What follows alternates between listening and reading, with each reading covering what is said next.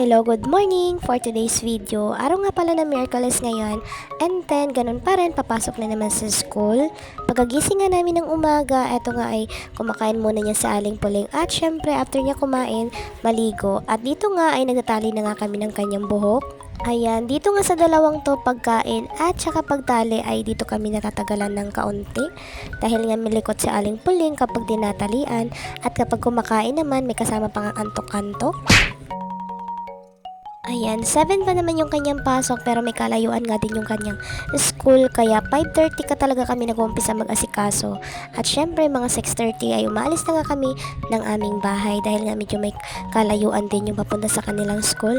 Ayan, kapag hinahatid naman kami ng kanyang lolo papunta sa school nila, kasama itong aking kapatid, 6:40, ay pwedeng-pwede na rin naman. Kahit papaano ay nakasakay naman nga kami sa motor kaya hindi naman kami nalilate. Pero kapag naglalakad kami, mga 30 minutes talaga yung lakad namin papunta doon. Pero kung tutuusin, mga 20 minutes lang naman. Mas maganda kasi yung maglalakad tayo na hindi tayo nagmamadali mga mare. At dito nga ay nakalis na kami ng bahay. Dumating na nga din pala yung papa ko, ang lolo ng aking anak. At ito nga taghatid na nga din kami papunta sa school. Ayan, pagkahatid ko nga, sumabay na lang din ako pabalik kay Papa pauwi. At mabilis nga lang din at dito nga muna ako tumambay sa may tindahan ng aking tita na nagbibenta nga ng mga almusal. Wow! At ayan, habang ako nakatambay dito, umalis nga muna si tita at pumunta nga siya saglit sa palengke kaya ako na nga muna yung nagtao dito. May bumili pa nga ng pastel kaya ayan, binidyo ko na nga siya. Pinsan ko nga lang din naman pala yan, sabi ko sa kanya, isasama ko siya sa vlog.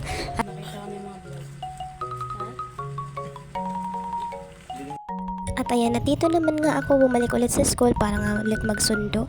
Hindi pa nga nila uwian kasi mga 10 minutes ba bago nga ang kanilang labas. Kaya nga dito lang muna kami sabay labas ng gate dahil nga bawat pumasok yung mga parents sa loob. At ayan, mga ilang sandali pa nga din ay nauwian na at eto nga, naglalakad na nga lang din kami pauwi sa aming bahay. Bali mga 15 minutes naman nga lang ang lakad dito or 20 minutes papunta sa amin. Nadala lang ako ng payong dahil nga mainit ang panahon ngayon. At eto nga si Aling Puling nagpabili, hindi talaga pwedeng kapag uwian ay hindi nga dadaan sa tindahan. And yun lang for today's vlog. Maraming salamat sa panonood nyo. Bye!